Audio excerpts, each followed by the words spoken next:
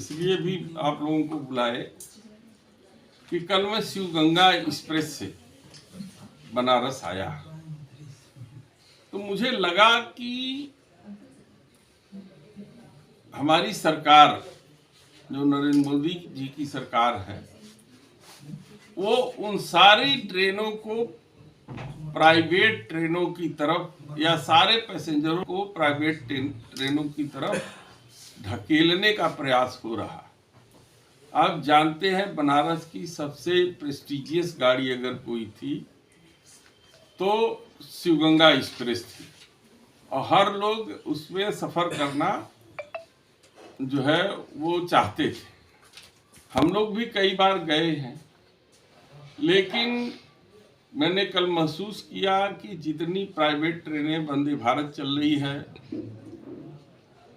तेजस चल रही है और नई नई ट्रेनें IRTC के माध्यम से जो चलाई जा रही हैं वो इस तरीके से सरकारी ट्रेनों को के पैसेंजरों को परेशान किया जा रहा है ताकि वो लोग इन ट्रेनों पर चलना बंद कम कर दें और इसको घाटा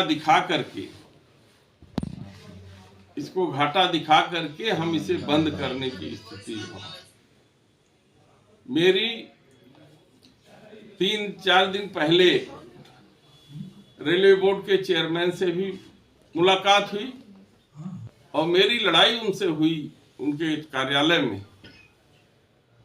कि आप उन सारी ट्रेनों को प्राथमिकता क्यों नहीं दे रहे हैं जिस ट्रेनों पर हमारे किसान चलते हैं, जिस ट्रेनों से हमारे मजदूर आकर के रोज कमाते खाते हैं, जो कम जिनकी आमदनी है उससे वो सफर करते हैं, उन ट्रेनों को आप सुविधा क्यों नहीं दे रहे हैं और क्यों उन ट्रेनों को का ठहराव जो है आप छोटे स्टेशनों पे नहीं कर रहे हैं। उन्होंने इधर उधर की बातें करके टालना चाहा। मैंने कहा ना, मैं यहां से अभी जाने वाला नहीं हूं जब तक आप ऑर्डर नहीं करोगे। और फिर मैंने वही बैठा रहा। मैं कहा कि इस पर ऑर्डर करो कि हमारे चंदौली लोकसभा क्षेत्र में जो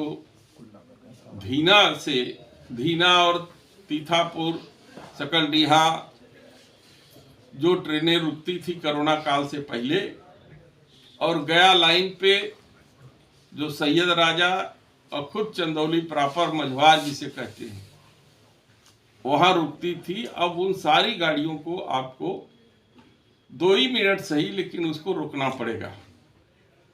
उन्होंने कहा कि उतना तो नहीं कर पाऊंगा लेकिन 1-2 ट्रेनों को मैं रोकने का प्रयास करूंगा।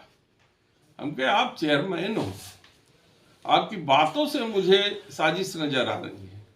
मैंने कहा कि आप चाहते हैं कि वो ट्रेनें बंद हो जाएं, आप चाहते हैं कि सारी ट्रेनें प्राइवेटाइज हो जाएं और उन ट्रेनों की तरफ यात्रियों को आप ढकेलने का प्रयास कर रहे हैं।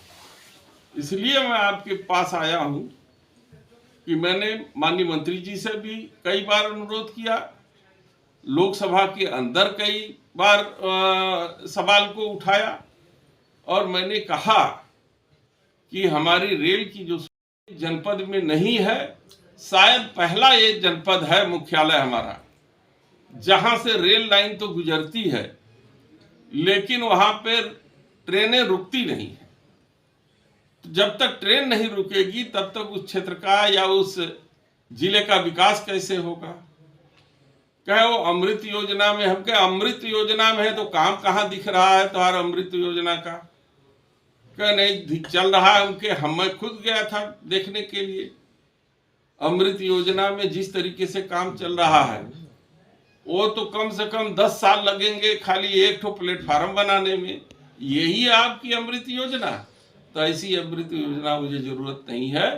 आप ध्यान दे करके 6 महीने के अंदर वहाँ का कायाकल्प कीजिए, वहाँ विश्रामालय बनाइए, वहाँ गाड़ियों को रुकने की व्यवस्था कीजिए और जो हमारे तीर्थयात्री हैं उन तीर्थयात्रियों को कुंभ में स्नान करने के लिए आपने तो एक गाड़ी रोक दी है, लेकिन पटना वाली लाइन पर अभी आपकी कोई भी गाड़ी तीथापुर या धीना पर नहीं रुकती है, जिससे वहाँ के किसान और गरीब उसका लाभ लेते हुए वो तीर्थ में स्नान करके पुण्य के भागीदार बने।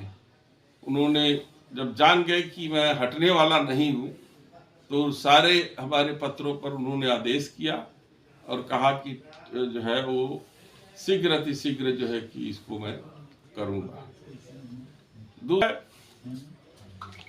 कि आप जानते हैं कि मुझे लगभग 6 महीना बीत गया, मैं चंदौली क्षेत्र से सांसद हूँ।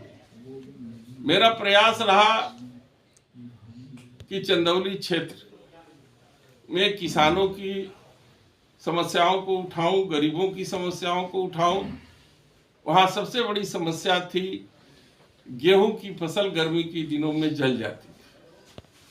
वहाँ पे मैंने माननीय मुख्यमंत्री जी से अनुरोध किया है कि वहाँ आप एक फायर सर्विस स्टेशन अमड़ा में जगह है, हमारे पास सरकारी जगह है, और वहाँ तत्काल जो है खोलने हेतु आदेश आप करें। मैं मुख्यमंत्री जी को धन्यवाद दूंगा कि उन्होंने इस पर भी, तथा जो चोचकपुर पुल है जो धानापुर से चोचकपुर को जोड़ती है गाजीपुर को, वो दोनों कामों पर उन्होंने अपनी सहमति व्यक्त कर दी।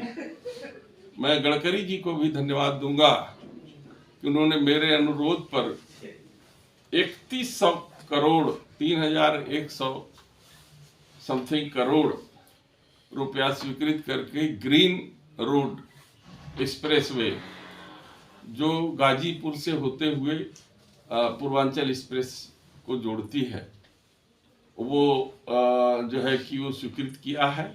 उससे एक लाभ ये होगा कि कृषि पर आधारित वहाँ उद्योग लगेंगे, किसानों को तो लाभ होगा ही होगा, उद्योग लगने से वहाँ के नौजवानों को रोजी रोजगार के भी साधन उत्पन्न होंगे। तो ये मेरा प्रयास है। लेकिन जो व्यवहार मैं देख रहा हूँ कि इस तरीके का व्यवहार मैंने राजनीतिक जीवन के 40 साल में सत्ता पक्ष और विपक्ष के बीच खिंची तलवार की तरफ नहीं देखा। हम लोगों के जो है दाहिनी ऐसे रख दिया जाता है, तो कोई आर्डर जल्दी नहीं करता है।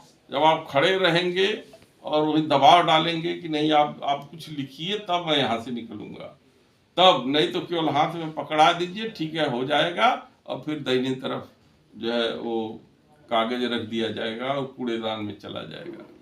तो इस तरीके की प्रवृत्ति भारतीय जनता पार्टी के शासनकाल में है, जो लोकतंत्र में बड़ा ही चिंताजनक स्थिति है।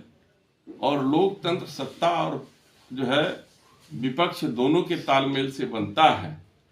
प्रधानमंत्री जी बड़ी लंबी लंबी बात करते हैं, इकोनॉमी, तीसरी इकोनॉमी बनने की बात करते हैं, और 7 महीने में 50% की बढ़ोतरी उन लोगों को हुई है जो अपने घरों का खर्चा अपनी औरतों को गहने को गिरवी रख करके बैंकों में घर चला रहे हैं। ये कितना शर्मनाक बात है। इस तरीके की अर्थव्यवस्था को छिपा करके देश को कौन सा संदेश देना चाहते हैं और कब तक छिपाएंगे? कभी न कभी तो देश की असलियत सामने आएगी। 10 तारीख को 9 तारीख को हमारे रक्षा कमेटी की बैठक है, मैं वहां जा रहा हूं। मेरा पहला सवाल होगा कि जो ब्रह्मपुत्र नदी के ऊपर हिमालय के पहाड़ी पर जो चीन के द्वारा बड़ा डैम बनाया जा रहा है, क्या हिमालय इतना मजबूत है कि उतने बड़े डैम के भार को वो सहन कर सकता है? इसके लिए सरकार को वक्तव्य देना पड़ेगा सदन के अंदर कि सरकार की जानकारी में है और सरकार किस तरीके से उसको हैंडल कर रही है। साथ ही साथ जो लद्दाख में जो हमारी नो मैंस लैंड थी, जिस पर न चीन के लोग आते थे न भारत के लोग जाते थे, वो नो मैंस लैंड था। लेकिन आज चाइना के लोगों ने नो मैंस लैंड पे कॉलोनियां बसा ली है, और इसकी जानकारी सदन में माननीय रक्षा मंत्री को भी देना पड़ेगा। ये सब 3-4 बातें हैं जिसको हम वहाँ कमेटी के अंदर रखने का प्रयास करूंगा, और सदन के अंदर जब भी हमारा फरवरी में सदन चलेगा उसमें हम देश के प्रधानमंत्री से सवाल जरूर करेंगे इस मुद्दे पर, और समृद्धि का मामला है। देखिए, जब कोई अपनी उपलब्धि बताने के लिए नहीं रह जाता है तो नेताओं का एक फार्मूला है कि वो विवादित बयान दे दें। आज अगर वो विवादित बयान नहीं दिए होते तो इतनी चर्चा उनकी नहीं होती। तो विवादित बयान जो है दे करके चर्चा में बने रहना चाहते हैं। क्या राजनीति में अब आप देख रहे हैं, आपके सामने यही है। विदुड़ी जैसे नेता क्या कर सकते हैं? उनका टिकट कट गया इसी कारण से, बड़बोलेपन से, जो सदन के अंदर उन्होंने एक हमारे सांसद को जिस भद्दी तरीके से गालियां दी थी, और यही कारण था कि उनको लोकसभा का टिकट नहीं दिया गया।